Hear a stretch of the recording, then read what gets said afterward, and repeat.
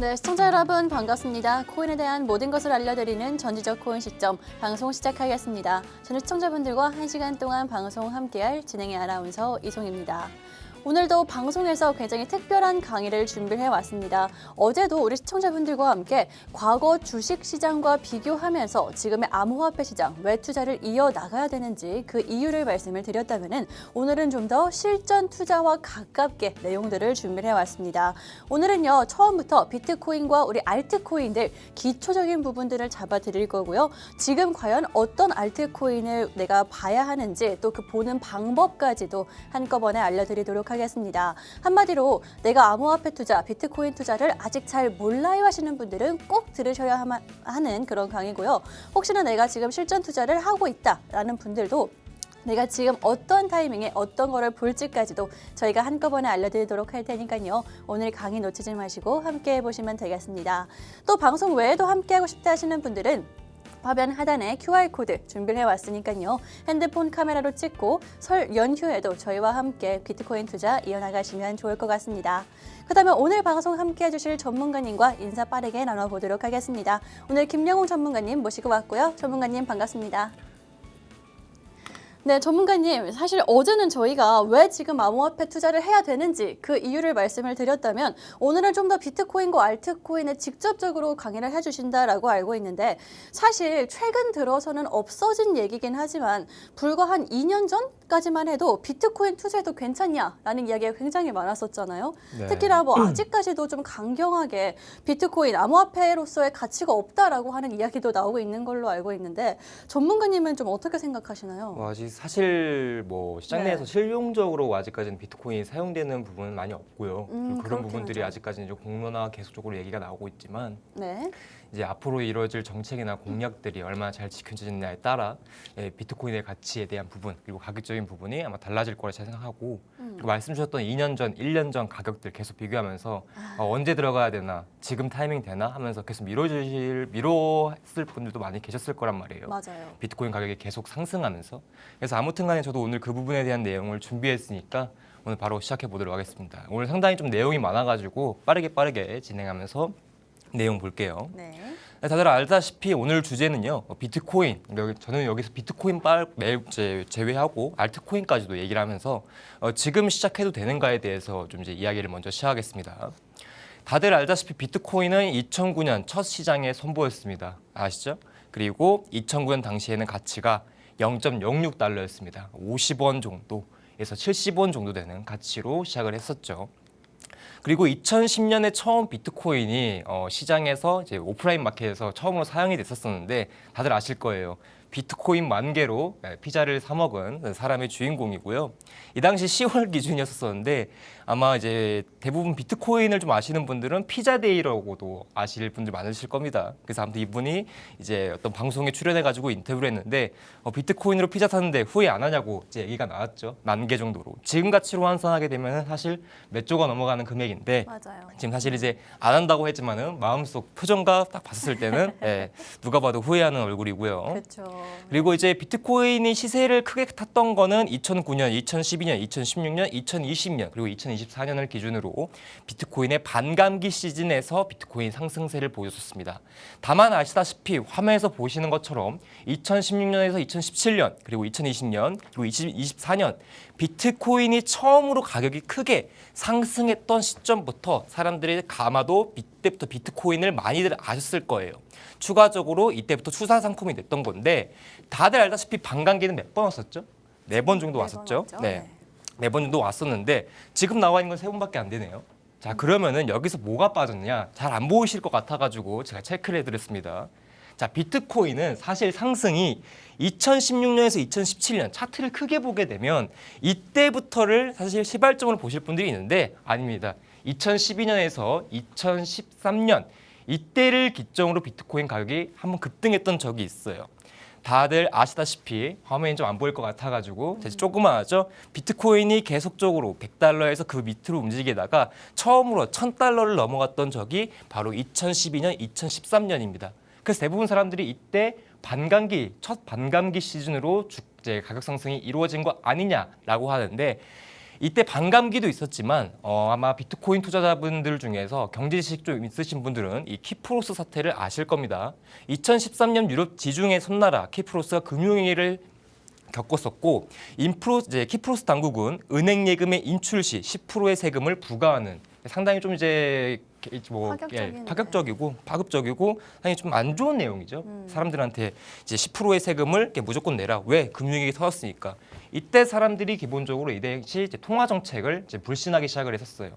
다들 아시다시피 이제 코인이 탈중앙 성격을 가지고 있기 때문에 그렇죠. 그러다 보니까 그때 당시 이제 비트코인의 가치라든지 비트코인을 다시 돌아보는 계기가 됐었고 이제 두 번째는 이제 이 당시 가격 상승이 한번 크게 이루어졌었다. 0달러 근처에서 100달러 근처 계속 움직이는 비트코인이 이 키프로 사태와 맞물려 가지고 처음으로 1000달러를 갔었다라고 봐주시면 될 것 같아요. 그래서 그 당시 이제 뭐 금융 위기에 대한 문제도 있었지만은 조세 피난처의 역할로도 이제 사실 역할을 했었죠. 대부분 이제 검은 돈이라고도 얘기를 합니다. 비트코인을. 근데 하나 물어보겠습니다. 조세 피난처라는 게 사실은요, 여러분들 합법입니다. 그래서 뭐 조세에 대한 부분, 세금을 납부하지 않는 거는 사실 불법이지만 네. 조세 피난처라는 이제 어떤 국가 내에 가지고 어떤 금액이나 이런 것들을 통해서는 사실은 이거는 합법이라고 볼 수가 있어요. 그래서 아까 말씀드렸던 금융위기 플러스 조세 피난처를 역할을 하게 되면서 2013년 비트코인 가격이 급등을 시작했고 여러분들이 아는 2017년 그리고 2020년, 2024년을 주기로 계속적인 가격 상승이 이루어졌습니다. 그러다 보니까 지금 현재 비트코인 같은 경우에는 세 구간 정도 크게 볼 수 있지만 총 4구간 정도의 가격 상승을 이뤘고 지금은 현재 100K 구간까지 올라와 있는 상황이다. 자, 그런데 이제 다들 알다시피 비트코인을 이제 보게 되면은 기간이 한 거의 7년에서 8년 정도 된 사이에 가격 상승이 상당히 좀 크게 이루어졌었습니다. 어제 한번 얘기를 들었었는데 거의 가격 기준으로 보게 되면 2천에서 3천 이상 정도의 가격 상승이 이루어졌었어요. 그러다 보니까 현재 비트코인이 1억 5,200만 원 정도 되는데 비트코인을 지금 시작을 해도 될까? 지금 어차피 끝물 아닌가라고도 생각을 하실 겁니다. 맞죠. 하지만 반대로 얘기가 나오는 거는 아니다. 비트코인은 100K를 넘어서 200K를 넘어가고 그 이후에 뭐 엄청난 큰 시세가 더 나올 수 있는 미래의 먹거리다라고도 얘기를 많이 하는데요. 하지만 지금 시기에 비트코인을 들어갈 때 이 가격적인 부분의 문제도 있겠지만 계속 나오는 겁니다. 시장의 과열이죠. 다들 알다시피 비트코인 같은 경우에는 유동성에 이제 상당히 민감한 영향을 받습니다. 특히나 그 유동성에 가장 심한 이제 미국 내 3대 지수, 그 중에서도 이제 나스닥을 기준으로 좀 볼 수가 있는데요. 그래서 3대 지수가 하락을 하게 되는 시점과 비트코인의 하락에 대한 시점, 그리고 상승에 대한 시점들이 대부분 이제 커플링이나 이런 그림들이 많이 나와서 지금 시장에서 계속적으로 과열 국면이다, 거품이다, 지금 단기 급락의 가능성이 있다. 뭐 지금 AI 거품도 나오고 있다. 그리고 다들 알다시피 2024년에 워런 버핏이 미국 내 주식시장에서 상당한 주식수를 판매를 하면서 현금을 꽤나 많이 지금 보유를 하고 있죠. 지금 투자의 대가 워런 버핏이 지금 시장에 대한 불안감을 가지고 지금 현금 보유를 한 거 아니냐까지 얘기가 나오게 되면서 이 시장과 그리고 비트코인이 사실은 지금 시기적으로는 고가에 대한 구간이다. 그래서 지금 들어가기엔 좀 많이 어렵다. 그리고 이후에도 이런 과열이나 이런 것들이 끝나게 되면 비트코인 가격이 지금 현재 100K 구간에서 지속적으로 내려오지 않을까. 이러한 대한 비트코인의 가치가 이후 25년 기점으로 다시 돌아서지 않을까라는 생각을 가지면서 사실 비트코인에 대한 투자를 아마 좀 머뭇거리시는 분들이 많으실 거예요. 그리고 다들 알다시피 이 과열을 보여주는 이제 버핏 지수도 사실 예전 이제 닷컴 버블 시기에 2배 이상 올라왔고 시장의 공포와 탐욕 지수도 75 수준까지 올라오게 되면서 사실은 시장에서는 사실 이제 마음 편하게 매수하기는 어려운 시장이다라는 거지 말씀을 드리고요. 그리고 이제 나스닥 지수도 이제 거의 2만 포인트, 다우 지수 같은 경우도 상당히 높은 수준, 그리고 다들 알다시피 S&P 지수도 이제 6천 포인트를 넘어가고 있기 때문에 가격적인 구간, 시장의 과열 이런 것들이 비트코인 시장에 추후 영향을 주지 않을까. 지금 시기를 기점으로 이제는 쭉 떨어지지 않을까. 다시 한번 말씀을 드렸습니다. 그리고 지수랑도 이제 얘기가 보게 되면 커플링을 주제로 가져온 건데 지수가 하락했던 시기와 올라갔던 시기 이런 것들이 맞물리다 보니 더더욱 이제 우리가 더 민감한 이제 시장에 하나의 이제 생각을 가질 수밖에 없는 시점이다라고 얘기를 드리고 싶습니다. 그리고 이제 제가 이제 이거 하나의 얘기를 드렸었는데 지금 시장이 그리고 상당히 독특하다고 얘기를 드렸었죠. 그렇죠. 어제. 네, 맞습니다. 원래는 시장이 경기 관점에서 봤었을 때요. 시장이 경기가 좋게 되면 주식은 당연히 올라요. 그리고 추가적으로 국채금리도 오릅니다. 10년물 국채금리 같은 경우에는 시장의 장기채 금리로서 다들 알다시피 시장의 경기 측면을 보고 단기채 같은 경우에는 통화정책의 영향을 많이 받는다고 얘기를 드렸죠. 그리고 국채금리가 상승하게 되면서 돈의 가치인 달러 인덱스도 올라갑니다. 자, 근데 그 반대로 떨어져야 한다는 게 하나 있었죠. 바로 골드에 대한 시세가 원래는 떨어져야 됩니다.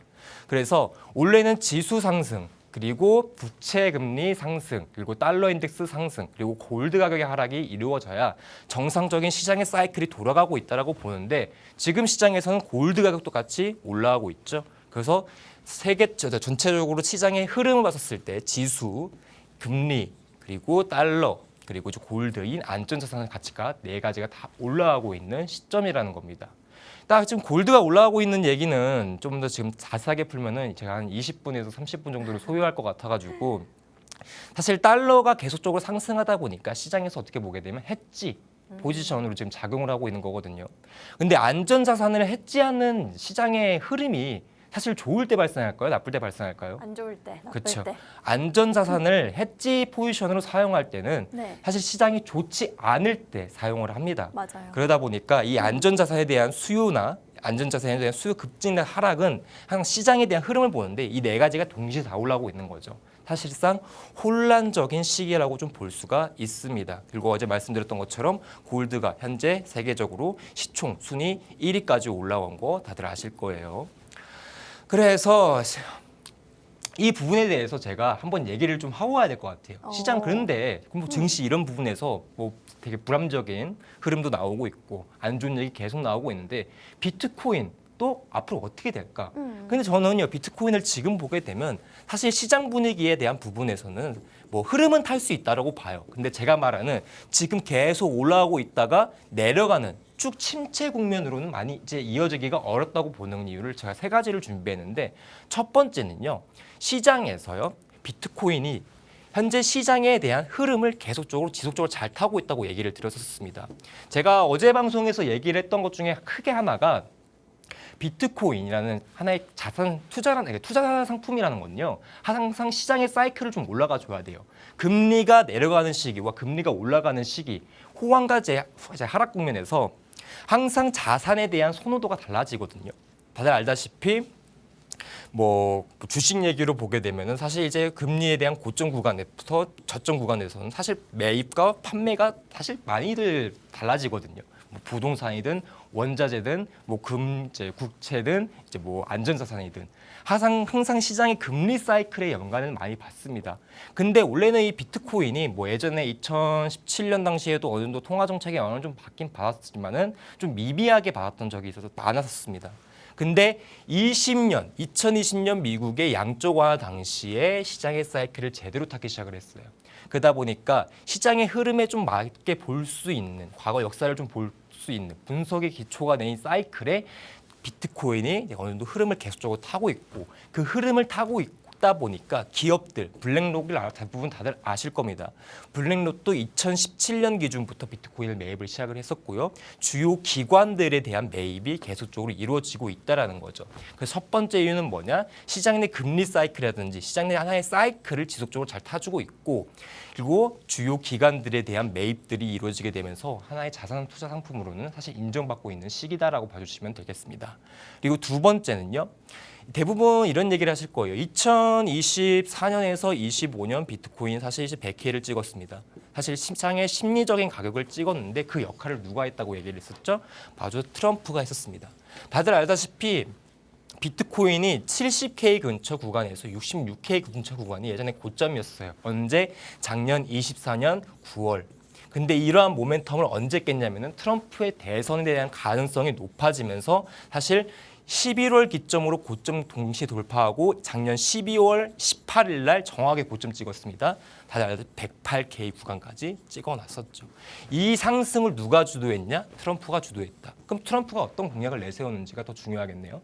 트럼프는 기본적으로 비트코인에 대한 친우호적 공약들을 총 5가지를 제시를 했는데 제일 중요한 거 핵심은 예전부터 비트코인의 부정적인 견해를 가지고 있던 게리 겐슬러, CES의 위원장 게리 겐슬러를 사임했던 것도 있고 거기에 추가적으로 트럼프가 사임 명령을 내렸고 거기에 누구를 앉히려고 하냐? 폴 앵킨슨이라는 지금 현재 비트코인의 우호적인 성향을 가진 인물을 세우려고 내세우고 있다. 그리고 두 번째 같은 경우에는 세금 문제죠. 세금 문제 같은 경우에서도 사실 예전에 바이든 정부 때 나왔던 이 세금에 대한 과세 여부를 엄청 높았어요. 최대 39%까지 내려고 했었으니까요. 근데 이것도 폐지한다고 누가 얘기했었죠? 트럼프가 얘기했었죠. 그리고 그 외에 세 가지가 더 있는데 더 설명하면 길어질 것 같아가지고 자 트럼프가 현재 이렇게 비트코인에 대해서 강력하게 주장하고 미국을 비트코인의 중심지로까지 만들겠다라고 얘기했던 트럼프의 공약들이 지켜질 수 있을까에 대한 의문도 가질 수 있습니다.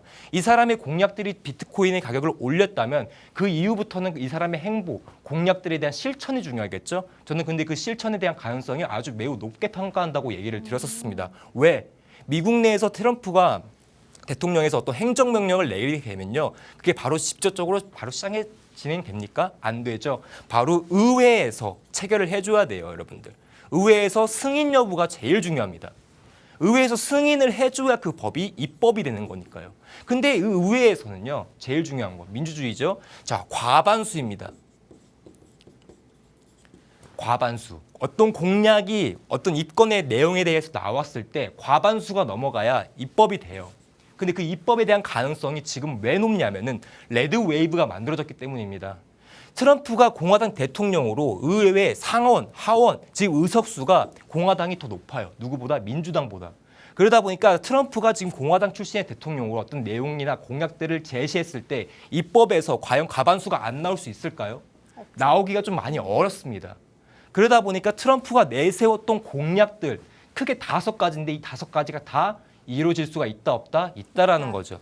즉 그렇기 때문에 비트코인이 추후에 볼 수 있는 정책이나 영향, 공약들이 비트코인의 가격 시세를 하락시키는 게 아니라 올릴 수 있는 하나의 디딤발이 될 수가 있다라고 보는 거죠. 전 그래서 트럼프의 공약이 100회를 만들었다면 앞으로 이루어질 수 있는 공약들이나 정책들이 120회, 130회에도 갈 수 있는 원동력이 될 수 있다고 충분히 이렇게 보고 있습니다. 그리고 이제 마지막 세 번째죠. 자, 달러 강세 계속적으로 지속적으로 높아지고 있습니다. 미국에서 달러는요 너무 중요한 가치를 가지고 있어요.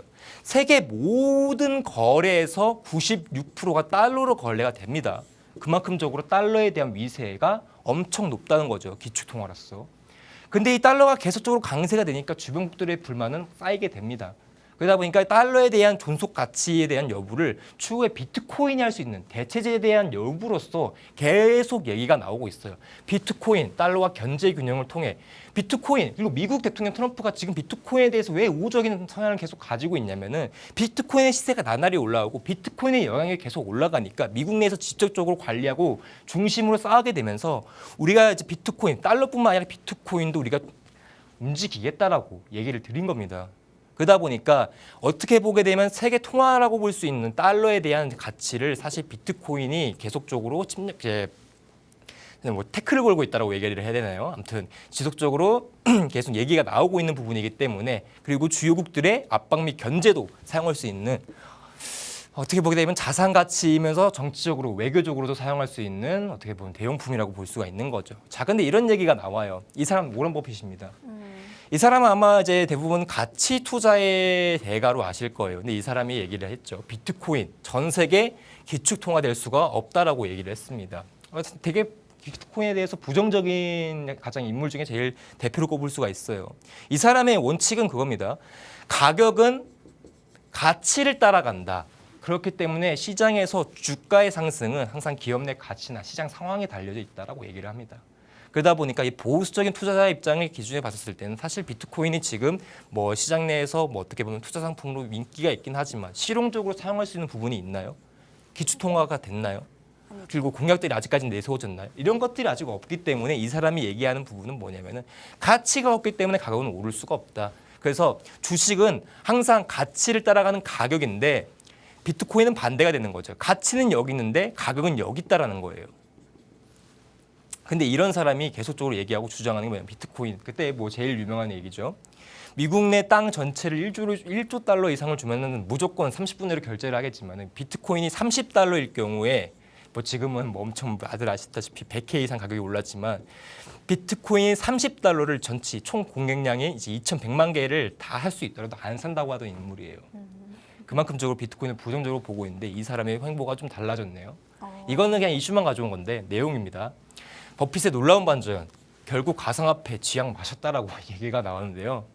가상화폐 어떻게 보게 되면 참전을 한 겁니다. 근데 진짜 버핏이 비트코인을 직접적으로 매수한 게 아니라 예제 지금 중요한 게 뭐냐면은 그 이제 아마 제가 국가를 제가 여기다 적어놨었는데 누홀딩스라는 하나의 기업이 있어요. 근데 이 누홀딩스라는 기업을 지금 지금 오렌 버핏이 상당량 많은 매입을 진행했습니다. 그러니까 간단하게 얘기하게 되면은 A라는 기업을 지금 오렌 버핏이 매입을 했어요. 지금 원래는 어떻게 23년도, 24년도부터는 현금 보유량을 엄청 늘리던 워렌 버핏이 어떤 누홀딩스라는 기업을 사는데 이 기업이 어떤 기업이냐면은 이더리움, 비트코인, 폴리곤 등 다양한 가상화폐 거래를 지원하는 플랫폼을 운영하는 기업이에요. 그러다 보니까 사실 이 버핏이 지금 뭐 한 거죠? 간접적으로 비트코인 시장에 은근 참여를 한 겁니다. 그러다 보니까 이제 사실은 이 사람이 계속적으로 비트코인 뭐 아주 좋은 얘기를 하더라도 사실 살짝 발을 담그고 있는 부분에 대해서는 이 사람의 태도나 행보도 솔직히 좀 비트코인에 너무 싫어하지 않고 한 1% 정도는 좀 태도가 바뀌지 않았나 뭐 이 이야기를 설명드리고 싶어요. 그리고 이제 비트코인에 대한 향후 시세에 대한 급증도 증시는 하락해가지고 어느 정도 다시 내려올 수 있고 비트코인도 사실 악재가 터지면 내려올 수 있는데 증시는 올라갈 수 있는 여력은 있지만 왜냐하면 가치를 가지고 있기 때문에 비트코인 가치가 없어가지고 계속 떨어지는 거 아니야 하는데 아까 말씀드렸죠. 크게 세 가지에 대한 이유 때문에 비트코인에 대한 가치는 지속적으로 하락이 아닌 어느 정도 존속되고 올라갈 수 있는 형태를 가질 것이다. 자, 여기까지 설명드리고 내용 마치도록 하겠습니다. 사실 비트코인에 대한 우려 여전히 있을 거 저희도 이해를 하고 있습니다. 그래서 저희 전문가님께서 왜 우리가 지금 비트코인을 봐야 하는지 세 가지 이유 정도로 추려서 이야기를 해주셨죠. 먼저 첫 번째 이유였습니다. 시장 사이클이라는 게 있습니다. 뭐 모든 산업들이 다 그만의 사이클을 가지고 있다라는 것 정도는 알고 계실 텐데 비트코인 역시나 이제 사이클이 생겨가고 있고요. 이 사이클에 맞는 흐름을 보여주고 있기 때문에 우리가 아직까지는 우리가 그 사이클에 올라타 있는 상황이다. 라고 말씀을 해주셨습니다. 또 다음 이유가 있었죠. 이 트럼프 대통령 관련해서 비트코인 또 암호화폐 시장이 좋을 수밖에 없다. 관련된 공약들이 있고요. 실제로 취임되고 바로 이튿날이었죠. TF 관련해서 이야기를 직접 했습니다. 그렇기 때문에 앞으로 트럼프 대통령의 취임 기간 동안 우리가 관련된 공약들이 언제 또 어느 타이밍에 나올지 모르기 때문에 그때마다 당연히 반응이 있을 수밖에 없고 우리가 기대를 해볼 수 있다라고 이야기를 해주셨습니다. 또 마지막이었습니다. 지금 현재 전 세계 기축통화 달러가 있죠. 이 견제를 할 수 있는 게 물론 금도 있겠지만은 최근 들어서 비트코인이 점점 더 강한 모습을 보여주고 있는 상황입니다.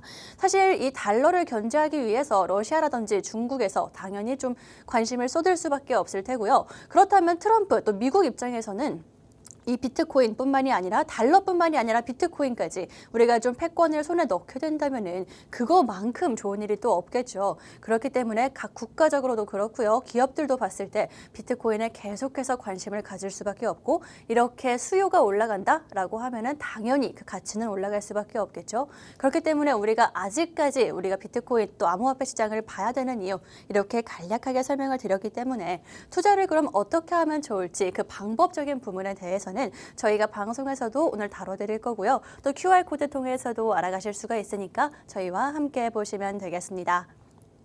그다음에 다음 이슈 빠르게 이어가 보도록 하겠습니다. 전문가님, 사실 저희가 지금까지 좀 고점 우려 너무 그렇게 우려하지 않아도 된다라는 이야기를 해주신 것 같은데 그럼에도 불구하고 조금 마음이 저는 지금 그래도 고점인 것 같아요. 1억 5천은 너무 커요 하시는 분들이 많을 것 같은데 사실 전문가님도 지금 비트코인 투자하셔서 좋은 그런 성과 보여주고 계시잖아요. 그렇죠? 네, 그렇죠. 근데 이제 좋은 건 뭐냐면 수익은 나지만 예전만큼은 사실 많이 기대하기가 어렵습니다. 예전만은 기대하기는 어렵다? 네, 왜 그 이유에 대해서 얘기를 좀 드려보도록 할게요. 좋아요. 네, 그럼 그 이유 바로 말씀해 주실까요? 네. 다들 알다시피 코인 투자 방법은 크게 저는 4가지 정도로 볼 수가 있는데 다들 알다시피 이제 현물을 통해서 사는 방법이 있고요. 그리고 요즘에 지금 현물 ETF 관련해 가지고도 ETF 상품을 통해서 할 수 있고, 반대로 비트코인 관련주를 사가지고 이제 직접적인 투자가 아닌 간접적인 투자도 제시가 될 수 있습니다. 그리고 마지막으로 비트코인 선물을 하시는 분들도 있어서 저는 크게 현물 ETF 그리고 이제 주식 그리고 이제 마지막으로 선물까지 보게 되면 총 4가지 방식이 있는데, 이 4가지 방식 중에 아마 가장 많이들 하시는 게 바로 현물 투자를 많이들 하실 겁니다. 그런데 이 현물 투자를 할 때 비트코인 가격이 상당히 무섭죠. 지금 사기에 솔직히 1비트 하나 사려면요, 여러분들 어디 경기도권 근처 이제 아파트 거의 시세에 거의 비슷하다 보니까 이 비트코인 한 개를 사기에는 아직도 문제가 있고, 이게 더 상승해 봐야 얼마나 더 상승할 수 있을까, 그거에 대한 수익률에 대한 고찰이겠죠. 그래서 비트코인에 대한 상승이 이루어지면 이루어질수록 사람들은 생각합니다. 내가 지금 여기 구간에서 매수를 했다면 1억 5천에 사가지고 과연 얼마를 더 벌 수 있을까? 수익률을 얼마나 낼 수 있을까 하면 사실 그 부분에 대해서는 부정적일 수밖에 없어요. 잘 먹어야지만 10% 정도 더 상승할까요? 그렇죠? 그럼 이 10% 정도의 수준의 수익을 기대하기 위해서 이 정도의 리스크를 내가 감내해야 될까라는 생각을 많이 할 겁니다. 그러다 보니까 대체적으로 보게 되면요, 코인 투자를 할 땐 기본적으로 비트코인은 잠시 제쳐두고 좀 다른 걸 봅니다. 바로 비트코인의 대체력 할 수 있는 이 알트코인을 보죠. 왜 알트코인을 할까요? 너무 간단합니다. 여러분들 비트코인 사가지고 겨우겨우 버텨서 수익 10%에서 20%낼 바에 알트코인 수익률 어떻습니까? 7,000%, 3,500% 넘어가잖아요. 수익률이 다르죠. 똑같이 리스크 매매를 하는데 수익률이 다른 겁니다. 지금 뭐냐, 비트코인처럼 지금 너무 시장에 과열되어 있는 상품을 하기보다 그 새길로 가자, 그 약간 틈새 시장을 좀 공략하자고 해가지고 이 알트코인을 여러분들이 처음에 비트코인보다는 좀 더 일찍 알 겁니다. 근데 이제 여러분들 문제가 발생하네요. 네, 업비트라는 사이트에서도 알다시피, 여러분들 보시죠. 알트코인의 종목이 이렇게 많습니다. 자, 그러면 여러분들 마찬가지예요. 시장에서 주식을 할 때도 마찬가지죠. 아, 그래, 내가 삼성전자 사가지고 수익 크게 낼 바 못 내겠어. 그럼 다른 종목을 골라야 하지 않은데, 그럼 이렇게 많은 종목, 주식도 더 많죠. 근데 알트도 진짜 많습니다. 시장에서 거래소에 올라온 거를 기준으로 봤을 때도 몇백 개가 넘어가고, 거래소에 아직 안 올라오고 아직 미상장된 알트코인도 진짜 많아요, 국가별로. 근데 아무튼 간에 이렇게 상장돼 있는 종목 중에 뭘 사지 하다가 고민하실 겁니다. 뭘 사야 내가 수익을 낼 수 있을까? 뭘 사야 내가 1000% 이상, 몇백 프로 이상 수익을 낼 수 있을까? 딱 얘기해가지고 보게 되면 첫 번째는 뭐냐? 너무 간단한 방법으로 접근을 한다라는 거죠. 바로 거래량. 지금 거래 시총에서 뭐가 제일 높지? 일단 비트코인은 제쳐두고 이더리움, 리플이네. 예, 이렇게 해가지고 거래량을 통해 가지고 아마 이제 고르실 겁니다. 반대로 이제 좀 웃긴 얘기는 이름이 좀 예쁘다. 물어보니까 좀 리플이랑 솔라나라는 이름이 이쁜가 뭔가 해서. 긍정적이잖아요, 느낌이. 긍정적인가요? 네.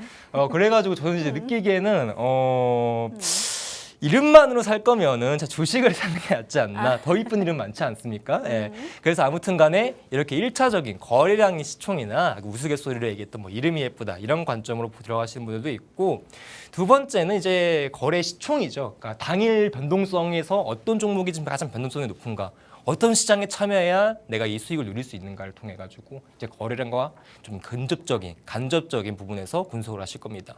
마지막입니다. 예, 누군가에게 들어요, 소식을. 이걸 사가지고 내 몇 천 프로를 먹었대. 옆집 순이는 200%를 먹었대. 이런 얘기를 듣습니다. 자, 그러면은 여기서 오는 사이클이 하나 있는데, 자, 반복입니다. 네. 맞아요. 자, 리플, 뭐 어떤 코인, A라는 코인, 일리가 있네. 설명 들어보니까 샀어. 오, 3차마자 뭐 3% 수익이 났네. 갑자기 하락이네. 고점에 물려버린 거죠. 그러다가 손절. 또 얘기를 들어요. 또 사요. 또 수익 손실 나다가 또 손절. 이게 반복입니다. 그러다가 이제 어느 정도 이 손실에 대한 부분에서 내가 좀 배워야겠다 하게 되면은 가장 먼저 배워야 되는 게 사실 뭐냐면은 여러분들이 투자하는 코인에 대해서 좀 알아봐야 되거든요. 맞죠. 이 코인은 어떤 시스템이고 어떤 기반이고 어떤 생태계를 가졌고 어떤 기술력을 가졌는지 이거 봐야 되는데 읽기가 싫어요, 그냥. 뭐 공이 몇 개, 뭐 발행량이 뭐야, 이러고 있다가 막 유통량 계획 뭐 이런 거 보니까 솔라나는 어떻게 탄생했을까. 솔직히 안 읽습니다. 왜? 귀찮고 어렵거든요. 자, 그러면은 뭘 해보게 되냐? 바로 차트적 접근으로 갑니다. 다 때려치고 기술적 접근으로 가는 거죠. 왜? 기술적 접근은 좀 재밌고는 하거든요. 밀리도 있고 그럼 차트를 보게 되는 겁니다. 그럼 차트를 보다가 처음에는 보편적으로 봐요. 1250원이 비싸네. 뭐 1260원 떨어졌네. 이렇게 보다가 좀 더 우리가 집중해서 내가 공부를 좀 해볼까? 한 2개월 공부를 합니다. 그럼 뭘 배우냐면은 책 아니면 유튜브를 통해서 배워요. 뭐 보면은 뭐 기영이 짤의 원리, 뭐 이제 검은 고양이 패턴, 뭐 이렇게 이런 것들을 배운 농담이고요. 지표나 이런 것들을 배우겠죠. 대부분 이동평균선이나 볼린저 밴드, RSI, 일목균형표, CCI 뭐 이런 잡다한 지표들을 배우게 됩니다. 자, 그러면은 여러분들이 봤던 이 깨끗한 차트가 어떻게 되냐?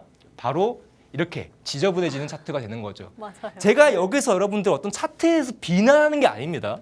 중요한 건 뭐냐면 여러분들이 이 지표가 뭔지, 이 지표에 대한 사용법이 뭔지, 이 지표가 나한테 맞는지, 이 지표를 통해서 내가 수익 내는 그 과정이 맞는지, 안 맞는 옷을 입고 매매를 하시는 분들이 너무 많다라는 거예요.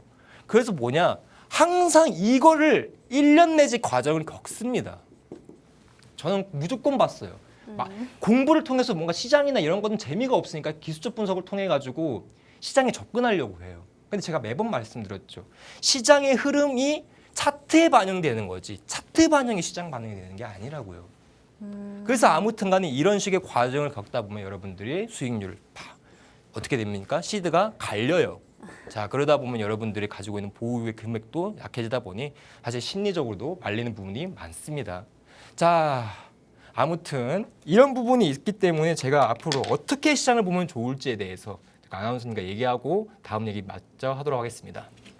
네, 정말 전문가님이 방금 전에 말씀해주신 그런 과정들 저도 사실 꽤 오랫동안 겪었고요. 혹독하게 겪었습니다. 아마 많은 시청자분들도 투자자분들이 한 번쯤은 겪어보셨을 것 같다라는 생각이 드는데 그렇다면은 이럴 때 내가 뭘 해야 되는지 좀 더 쉽게 할 수 있는 방법이 있는지 이런 거 궁금하실 것 같거든요. 그런 거 저희가 전문가님과 함께 다뤄드리도록 할 거고요.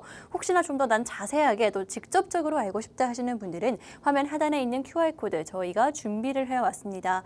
여기를 통해서 저희 전문가님과 계속해서 함께 하실 수가 있습니다. 사실 설 명절도 굉장히 길고요. 그리고 비트코인, 암호화폐 같은 경우에는 그 중에도 계속해서 거래가 이루어지고 있죠. 저희 전문가님과 함께 하시면서 설 명절에 좀 풍요롭게 저희와 함께 보내실 수 있으면 좋겠습니다. QR코드 지금 확인해 보시고 그렇다면 전문가님 이제 가장 중요한 게 남은 것 같아요. 그렇다면 대체 어떤 방법이 좋은 건지 내가 어떻게 투자를 해야 될지 맞는지 그런 거 알려주시면 좋을 것 같아요. 네, 사실 오늘 방송의 핵심이라고 볼 수 있고요. 맞아요. 제가 저도 오늘 궁금해요. PPT 준비하면서도 네. 어떻게 방송해야 될까 하면서 저 진짜 고민을 많이 했던 내용이고 이것만 네. 어제 한 8시간 이상 고민했던 것 같습니다. 그래서 아무튼 간에 그거에 대한 부분에서 저의 정수를 조금만 보여드리도록 하겠습니다. 네. 자, 일단 투자 분석입니다. 아무것도 없죠. 일단 제가 하나만 얘기 드릴게요. 분석은요. 자, 기초가 있습니다. 기반이에요. 무조건 여러분들 역사 흐름, 과거 패턴 이런 것들을 기반으로 애널리즘을 꾸립니다, 여러분들. 무슨 소리냐? 아까 제가 매번 말하는 사이클이 있었죠. 어떤 시대적 흐름이 오게 되면 어떤 거는 매수하고 어떤 거는 팔고 어떤 건 다시 매수한다. 이런 사이클이 무조건 존재를 해요. 이게 기술의 기본적 분석입니다. 기술적 분석, 기본적 분석 둘 다 해당이 돼요. 옛날 시장 상황이 이랬으니 지금 현재가 예전 시장 상황과 똑같네? 라는 거를 과거에 대해서 다시 복귀를 하고 그런 흐름이 다시 나오게 되면 이걸 매수하고 이런 흐름이 나왔다라는 걸 통해서 사실 분석을 하는 거거든요. 기술적 분석도 마찬가지고 기본적 분석도 마찬가지입니다. 자, 그러면 여러분들이 중요하게 보려면요. 일단 1차적으로 투자 분석에 무조건 들어가야 돼요. 시장 환경 조사가 너무 중요합니다. 이거 저는요. 아까 말씀드렸지만 복잡하죠. 근데 저는 이건 뭐냐면은 저기 지표 하나도 안 들어갔어요. 보조 지표 이런 얘기가 아니라 보면 다 시장 내용입니다. 첫 번째는 뭐 지금 미국의 금리나 미국의 반감기, 테이퍼링 어떤 이유가 있었는지 잠깐 이제 차트 한 이거 몇 년치만 보더라도 주요 내용을 일단 먼저 담아요. 왜? 지금 시장에서 환경에서 내가 매수를 해도 되는가, 매도를 해도 되는가 시장 환경 조사가 무조건 필요합니다. 왜? 이게 가장 기본적 분석의 기초거든요. 시장에 대한 유동성이 지금 있는지 없는지를 확인하는 거죠. 가장 기초적으로 보게 되면 뭐 다른 주요 국가들의 뭐 금리라든지 아니면 가장 효용이 되는 미국 내 FOMC 내용들을 봐요. 왜? 이런 것들이 시장 유동성의 1순위, 0순위가 되는 거니까요. 근데 일본 금리 왜 봅니까? 예전에 8월 달에 다들 아시죠? 엔캐리 트레이드. 그 부분 때문에 미분의 2분 일본이 금리를 인상하려고 합니다. 아무튼 이 내용은 다음 주 금요일 한 번 더 할 건데 이 내용과 더불어서 시장에서 일단 현재 이슈가 뭐지? 그리고 앞으로 스케줄은 뭐지를 평가를 해요. 그리고 그 스케줄이 나오게 되면 다 분석을 합니다. 여러분들. 잠깐만 한번 띄워주시겠습니까? 네, 보시면 어렵죠? 여러분들 이게 FOMC가 끝나게 되면 3월, 6월, 9월, 12월에 해당하는 날짜에 끝나게 되면 점도표 오른쪽에 있는 게 점도표 위에 있는 게 시장에 대한 레인지 그다음에 GDP에 대한 부분에 있어서 볼 수가 있는데 여러분들한테 여기까지는 내가 분석을 하더라고 얘기 안 할게요. 왜? 이건 제가 알려드릴 수가 있으니까 이런 거 복잡하게 볼 필요는 없어요. 왜? 제가 두세 줄이면 요약이 가능하거든요. 미국의 통화 정책은 앞으로 이런 내용이 있기 때문에 이렇게 될 겁니다라고 얘기는 제가 해요. 하지만 제가 이거는 계속적으로 얘기를 왜 하냐.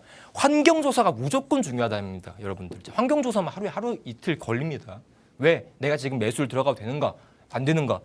지금 내가 이 돌이 안전한가 안 되는가 하고 디딤발은 대봐야 될 거 아닙니까? 그렇죠? 그렇기 때문에 이 환경조사가 무조건 중요하고 그 다음은 두 번째는 파이나노 먹기예요. 여러분들.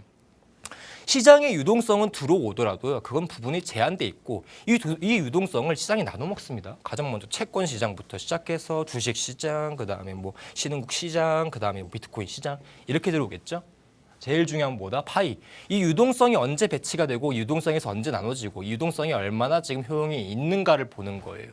가장 크게 보게 되면 비트코인 도미넌스를 볼 수가 있습니다.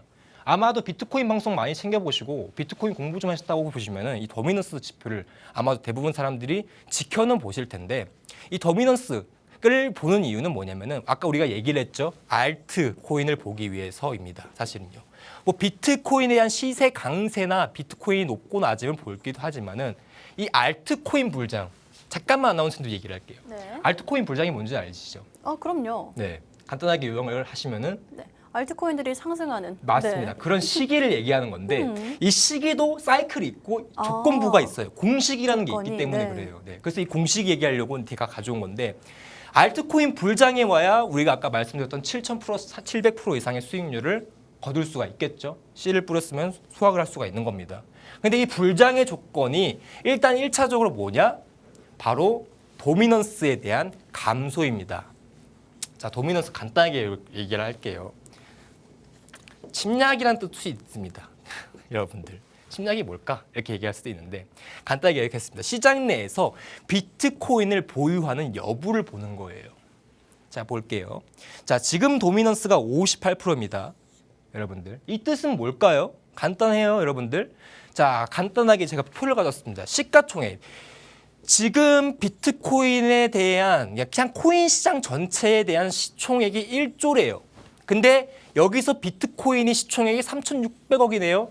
그러면은 비트코인 도미넌스는 몇 프로 나오는 거죠? 36%죠. 그렇죠. 그럼 지금 만약에 1조 기준으로 58%가 나왔다라는 건 뭡니까? 비트코인 시총액이 5,800억이라는 소리네요. 네. 즉 비트코인, 즉 코인이라는 시장 내에서 비트코인에 대한 도미넌스, 즉 비트코인이 가지고 있는 보유량에 대한 부분이 지금 얼마 있는가를 확인하는 작업이 제일 중요해요. 왜? 제가 아까 얘기했죠. 시장은 뭐다? 파이나노 먹기다. 시장에서 비트코인에만 시세가 몰리면 어떻게 됩니까? 다른 유동성들, 다른 시세나 현금들이 알트코인으로 안 들어와요. 이런 얘기들 하십니다. 비트코인 시세가 원래 알트코인 시세에서 오르는 거 아닙니까? 맞아요. 왜? 올라가야 다 좋은 거니까. 근데 제일 중요한 건 뭐냐면요. 비트코인 시세가 오르더라도 그 안정기라는 게 있습니다. 100K에서 안 빠지던가 90K를 유지해 주던가. 그리고 그 상태에서 도미넌스가 빠지는 게 제일 중요해요. 자, 첫 번째. 가격이 어느 정도 안정화. 무슨 가격? 비트코인 가격이 어느 정도 안정화가 들어오고 그 다음 도미넌스가 빠져야 되는 겁니다. 왜? 비트코인이 시세를 다 가지고 있으면 어떻게 된다고요? 알트코인이 못 올라요. 삼성전자에만 주식 수가 다 몰려 있으면 주요 삼성전 관련주들이 올라가겠습니까? 안 올라간다니까요. 삼성전자 어느 정도 가격 만들어 주고 그 시세가 어느 정도 빠지고 그 시세가 다른 주식들을 몰려야 그 주식들이 펌핑할 거 아니에요. 시장 원칙 알트코인도 마찬가지라는 겁니다. 이 도미넌스 시세가 어느 정도 빠져줘야 돼요. 어떨 때? 비트코인 가격이 안정화할 때. 이 부분에서 가끔 비트코인 가격 안정화는 언제 들어오나요? 궁금하시죠? 그럼 QR코드 들어오시면 제가 자세하게 설명드리도록 하고요. 자, 도미넌스가 어느 정도 만들어지게 되면 이 사건들이 있습니다. 2021년 도미넌스가 높을 때, 낮을 때인데 저는 시장에서는 도미넌스 기준을 40% 정도로 본다고 해요. 40% 이상 빠지게 되면 비트코인이 떨어진다. 40% 이상 다시 올라오게 되면 비트코인이 상승한다. 얘기를 하는데 저는 그냥 50% 봅니다. 그냥 시장에서. 50% 위로 좀 도미넌스가 있냐 없냐로 보는 거예요. 그때 당시 비트코인 가격 $40,000. 왜? 시장에서 비트코인의 시세에 대한 여력 때문에 다 돈이 몰렸으니까. 그리고 40% 빠졌습니다. 30% 이상 빠졌죠. 그럼 비트코인을 보유했던 양이 떨어진 겁니다. 시총액이라는 게 그런 거니까요. 45%또 떨어졌죠, 여러분들. 자, 그러다 보니까 이 도미넌스가 떨어진다라는 거를 단순하게 비트 시세 떨어지는 거 아니야라고 하는 게 아니라 어느 정도의 기준선을 잡아주고 가격의 안정화가 이루어지게 되면 도미넌스가 빠지는 건 좋은 거다 나쁜 거다? 나쁘지 않은 거다라는 거죠. 자, 마지막. 자, 그리고 나서 뭘 봐야 되냐? 알트코인 인덱스를 봐야 돼요. 자, 알트코인 인덱스는요, 시총액 50개에서 100개 정도를 기준으로 알트코인의 힘이 세냐? 지수가 뭐죠, 여러분들? 어떤 걸 집단으로 모아가지고 그 집단의 영향력이 높냐 낮냐를 보는 게 인덱스예요. 지수입니다. 자, 그러면 인덱스가 지금 100을 기준으로 보는 건데, 자, 알트코인 시세가 39 정도로 빠지게 되면 뭐죠? 약세가 들어갑니다. 근데 반대로 75 수준을 넘는 뭐다? 높다라는 거예요. 자, 그럼 알트코인 지금 지수 봐야겠죠. 지금 언제입니까? 45죠. 안정권에 있긴 있어요. 자, 근데 알트코인 시세가 펌핑이 되는 건 언제다? 75라는 거죠. 근데 이 75가 되면 뭐다? 사실 먹을 게 없는 거죠, 이때부터. 그러면 알트코인 시세를 어떻게 봐야 되냐? 알트코인에 대한 지수를 어떻게 봐야 되냐? 여러 지표들을 사용하는데 저는 기본적으로 39에서 올라오고 나서 탄력받고 내려오는 이 기간을 먼저 봅니다. 그럼 지금 제가 보고 있는 이 현재 시기에서는 알트코인이 좋을까 나쁠까요? 알고 싶으시죠? 들어오시면 QR코드 들어오시면 또 알려드릴게요. 그럼 먼저 봤죠. 도미넌스 체크, 그러니까 시장 환경 조사, 도미넌스 체크, 그 다음에 알트 지수 확인. 그냥 순서대로 그냥 가면 됩니다. 꽂으면 돼요. 그리고 나서 더 필요한 거 있죠. 뭐 신규 블록체인의 기술 쪽 이거는요, 여러분들 제가 알려드릴게요. 더 많습니다. 뒤에 보면. 규제 완화, 기간 투자 확대 이런 것들은 사실 개별적인 거라서 제가 이런 거는 이슈랑 좀 섞는 게 좋기 때문에 이건 나중에 가져오고요. 첫 번째는 뭐였다? 비트코인에 대한 도미넌스 확인. 두 번째는 알트코인에 대한 지수 확인. 그거에 대한 부분에서 기준선 다 알려드렸죠. 39, 70, 도미넌스 같은 경우는 50을 기준으로. 자, 그럼 끝났습니다. 자, 그럼 마지막으로 또 중요한 거 맞죠? 자, 그럼 제가 지금 하고 있는 게 채 걸러내기거든요. 시장에서 환경조사하고 알트코인 시장에 지금 올 수 있는지를 채를 걸러낸 거예요, 여러분들. 그 다음 제일 중요한 원석 가르기, 종목을 가르는 법에 대해서 얘기하겠습니다. 네, 정말 오늘 알찬 강의 보여주고 계십니다. 전문가님이 알려주실 수 있는 거 정말 다 알려주셨거든요. 특히나 지금 불장의 조건, 그 공식에 대해서 이야기를 해주셨습니다. 내가 이 불장 타이밍을 따라가기 싫다, 나는 먼저 알고 싶다 하시는 분들 이 공식을 꼭 알아가셔야 될 것 같고요. 그거는 QR코드 통해서 저희가 한 번 더 안내해 드리도록 할 테니까요. 꼭 알아가시면 좋을 것 같습니다. 그다음에 이제부터는 전문가님, 그렇다면 실전에서 내가 어떻게 분석을 해야 되고 어떤 게 진짜 옥석 같은 건지 그 방법도 가릴 수 있는 방법도 알려주시면 바로 좋겠습니다. 시작하겠습니다, 여러분들. 거두절미하고 제일 중요한 건 뭐라고 했었죠, 여러분들? 모든 시장은요, 채를 걸러내는 거예요. 그렇죠? 여기서 채를 걸러내면 여기서 빠지고, 그럼 여기서 빠지다 보면 한두 개가 나오거든요. 이 한두 개, 세 개, 네 개. 우리는 아까 침에 제일 먼저 했던 게 뭐냐? 시장 조사. 그다음에 도면스나 이런 것들에 대해서 시장 환경부기 조사를 끝났어요. 자, 그러면 이제 뭐냐? 어떤 종목이 좋은지를 봐야 되겠죠. 자, 그 방법에 대해서 첫 번째 VC 체크, 벤트 캐피탈입니다. 벤처 캐피탈. 주포 공략이죠, 여러분들. 주포 공략이 뭡니까? 여러분들 주식 살 때 개인이 들어오는 게 좋아요? 외국인 들어오는 게 좋습니까? 외국인이죠. 네, 외국인 들어오는 게 제일 좋죠. 왜? 걔네들이 힘을 가지고 있으니까. 비트코인도 마찬가지입니다. VC에 대한 개입이 어느 정도 되냐라는 거죠. 자, 그러면 여기 보시면은 1, 2, 3, 4, 4 이게 뭘까요? 종목 아닙니다. VC라고 할 수 있는 이제 코인 내의 주포 세력. 그 중에서도 제일 중요한 건 뭐다? 이거 제가 사이트 나중에 한번 들어오시면 알려드릴게요. 티어 1짜리, 별 3개짜리 이 사람들의 포트폴리오 구성이나 수익률, 그리고 현재 뭘 가지고 있는지를 좀 봐야 돼요. 이 사람들이 주요하게 지금 보고 있는 코인이 뭐지? 어떤 테마를 보지? 다 나옵니다, 여러분들. 테마, 디파이 관련주를 좀 많이 샀네요, 이 사람은요. 그렇죠? 블록체인 관련이라. 자, 그러면은 이 사람이 여기서 어떤 코인을 더 샀냐를 보는 거예요. 솔라나를 좀 많이 사고 있네. 이거 옛날 자료입니다, 여러분들. 옛날 1년 전 자료예요. 뭘 사고 있네를 보는 거예요. 거기서 비율, 비중 다 보는 겁니다. 왜? 이 사람들이 여러분들보다 훨씬 똑똑하긴 해요. 그러다 보니까 돈을 벌겠죠? 그럼 그 사람들이 뭘 사는지가 중요하고. 그럼 여러분들의 1차적인 회사가 마음에 들어요. 자, 기관이라 볼 수 있는 외국 볼 수 있는 주포들의 개입이 어떤 테마에 지금 들어가고 있고 추가적으로 어떤 종목에 매집을 하고 있냐. 그리고 마지막 더 중요한 겁니다. 이 사람들이 갖고 있는 어떤 개별 코인이 바이넌스 시세의 몇 퍼센트를 차지하는가 너무 중요해요. 바이넌스가 세계 거래소 1위입니다. 여기서 상장하고 있는 종목들이 중요하겠죠. 그 종목들을 얼마나 비중을 가지고 있냐. 이거 체크 너무 중요해요. 왜 그 사람들이 가지고 있을까? 그리고 그 사람들이 가지고 있지 않는 종목 중에 바이낸스에 상장되지 않는 지금 바이낸스 비중이 40%죠. 근데 그러면 60%는 뭐다? 바이낸스 비중이 안 들어갔네요. 저는 이 바이낸스 비중에 들어간 종목보다 안 들어간 종목에 조금 더 집중을 합니다. 왜? 바이낸스 시세에 들어가게 되면 일단 시세가 펌핑이 돼버려요. 그러면은 먹거리가 끝났다라는 거예요. 1차적으로. 그럼 우리는 기본적으로 좀 배가 불러야 되잖아요. 먹거리가 아직 시작되지 않는. 저는 사실 이 60%에 조금 더 집중을 합니다. 자, 그럼 주포들이 내용을 다 알았어. 좋아. 그럼 주포들이 뭘 갖고 있는지는 알겠어. 자, 그러면은 어떤 VC 뭐 이런 것들 다 골라내가지고 종목을 한 두세 개를 좀 봐요. 그 한두 세 개가 나왔네. 자, 그럼 여기서 더 중요한 겁니다. 종목들의 생태계를 봐야 돼요. 어떤 기반 코인이냐라는 걸 볼 수 있죠. 자, 여러분들 사이트를 말 못하기 때문에 개구리가 좀 나와 있는 사이트를 통해 가지고 제가 좀 봤습니다. 자, 그럼 보니까 지금 내가 조금 이 W라는 코인에 관심을 갖고 있는데, 이야, 어떤 시장에서 99%의 점유율을 가지고 있네. 자세히 보니까 이 사이트에서 점유율이 99%네. 무조건 그냥 하지 마세요.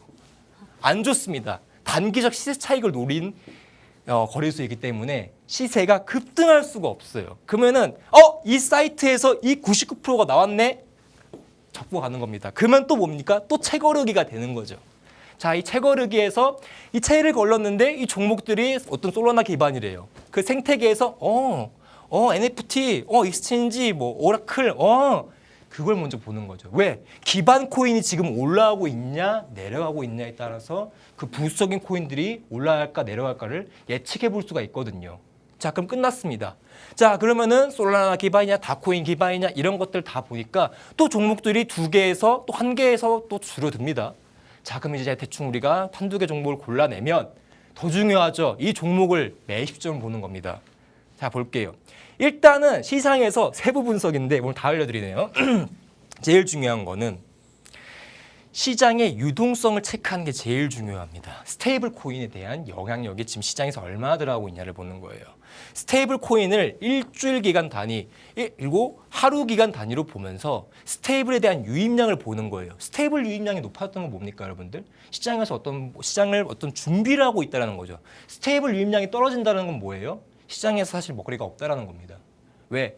스테이블 코인은 기반적으로 어떻게 보면 비트코인, 어떤 K 코인들을 개별적으로 할 수 있는 통화 역할을 하고 있기 때문에 시장에서 통화의 공급, 현금 유동량이 늘어나고 있냐 적고 있냐를 보는 거예요. 그거 딱 끝나면 이제 뭐다? 이거까지 얘기를 해야 되나? I까지 미체결 약정을 좀 보는 겁니다. 자, 근데 여러분들 제가 지금 뒤에 내용이 더 많습니다. 보이시죠? 자금 조달까지도 있는데 시간이 1분밖에 없어요. 자, 그렇기 때문에 앞으로 내용을 하게 되면 애매하게 끝날 것 같아가지고 일단 채거르기에 대한 원석 가르기는 다 얘기를 했고, 더 중요한 세부 분석, 어떤 코인을 사야 되고 다 알겠어. 어떤 시점에서 매입하고 차트를 어떻게 봐야 되는지 그 뒷내용은 제가 이 QR코드를 통해서 알려드리도록 하겠습니다. 네, 오늘 전문가님이 준비해 주신 내용이 정말 많습니다. 그래서 가장 마지막에 남아있는 가장 중요한 내용이죠. 과연 세부 분석을 어떻게 들어가면 좋을지 그 내용은 QR코드 통해서 알려주신다라고 말씀해 주셨죠. 오늘 특히나 QR코드 통해서 알려준다라고 하신 게 내용이 굉장히 많습니다. 뭐 주포들을 어떻게 보는지부터 시작을 해서 이 상승의 조건, 불량의 조건이 어떤 것들이 있는지 다시 한번 짚어준다라고 말씀을 해주셨으니까요. 이거 꼭 놓치지 마시고 투자하시는 분들이라면 QR코드 확인해 보시면 되겠습니다. 또 그뿐만이 아닙니다. 저희가 방송 시간 외에도 계속해서 함께하고 있기 때문에 나 투자하기 조금 어렵기도 하고 두렵기도 해요 하시는 분들은 전문가님과 함께 하시면서 방금 강의해 주신 거 보셨죠? 굉장히 즐겁고 쉽게 투자 이어나가실 수가 있으면 좋겠습니다. 그렇다면 오늘 방송은 여기서 마무리를 하도록 할 거고요. 지금까지 본 방송에서 제공한 정보는 투자 판단에 참고만 해주시고 해당 가상자산의 상승과 하락을 보장하지는 않기 때문에 투자에는 항상 유의해 주시면 좋겠습니다. 설 연휴 풍요롭고 행복하게 보내시고요. 저희는 다음 이 시간에 다시 인사드리도록 하겠습니다.